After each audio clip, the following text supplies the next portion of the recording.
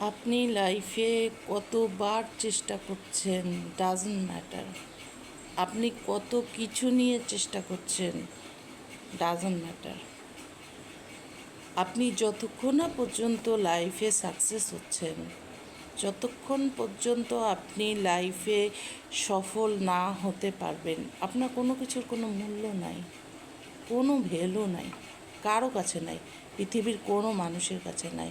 যে আপনি কত বেশি হার্ডওয়ার্ক করছেন, কত বেশি চেষ্টা করছেন, কত বেশি আপনি সাধনা করছেন, কখন মূল্য আছে জানেন?